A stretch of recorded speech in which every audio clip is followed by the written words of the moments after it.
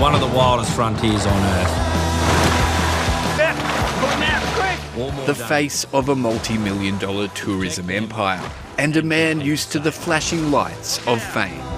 Working with crocs is in my blood.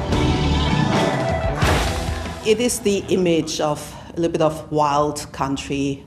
It's not the Wild West, it's the wild top end, and he's the Outback Wrangler. She'll come back in a minute, she hasn't gone far. Hop back, she's coming. Although he grew up in South Australia and Queensland, Matt Wright came to prominence in the top end, thanks to his adventurous TV shows like The Outback Wrangler and Netflix's popular Wild Croc Territory. I'm Matt Wright. Alongside his television career, Mr Wright has put his stamp across the territory's lucrative tourism market. Trying to get some work done. He owns several tourism businesses, and from accommodations like safari camps, island retreats, some corporate events, adventure events, organisation, helicopter tours and boat tours. Has everyone turned against you, Mr Wright? But that empire currently hangs in the balance. Mr Wright is facing criminal charges in the NT's local and Supreme Courts. Allegations he attempted to pervert the course of justice following the 2022 chopper crash death of his Netflix co-star, Willow Wilson. Matt Wright strenuously denies these charges and will be defending them. Since Mr Wilson's death, high-profile partnerships have been put on hold. Tourism Australia confirming Matt Wright's been dropped from its so-called Friends of Australia program, a spokesman telling the ABC. Tourism Australia does not have any current activity or arrangements in place with Matt Wright. The pause button also hit on partnerships with beer and clothing companies. The main outlier, streaming giant Netflix, continues to stream Wild Croc Territory, despite a reported plea to stop by Mr Wilson's widow.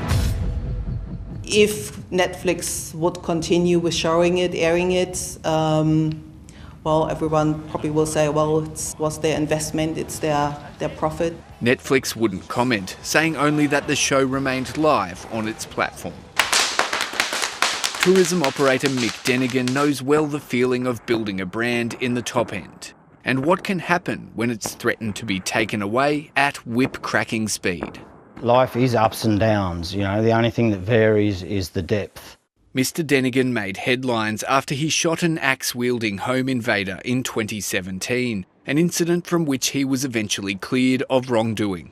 I was just lucky I had a shotgun there and had the brains not to blow his head off, to shoot him in the leg instead. Okay, so we got Chug here. He's only about a 14-foot male crocodile. He believes the future of Matt Wright's brand and businesses will be largely dependent on the outcome of the court cases and how he rebuilds from there. No matter who you are, whether you're a resort or whether you're an individual person or a tour guide or a fishing operator, we're all out there polishing our trademarks. And sometimes if they get tarnished, then you just got to get another tin of Brasso and clean it up, you know.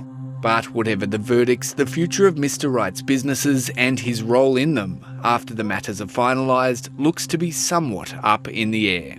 A search of Mr Wright's businesses shows that in mid-2022, just months after the crash that killed Mr Wilson, 6 of his businesses under parent company Wright Expeditions were folded, with his Outback airboat adventures, the last under that company name, still afloat. Mr Wright declined an interview for this story. There won't be any more comments. There hasn't been comments. Let the courts do their thing. Mr Wright returns to Darwin Local Court to face further charges in June, with the Supreme Court trial likely to be held later this year. Matt Garrick, ABC News, Darwin.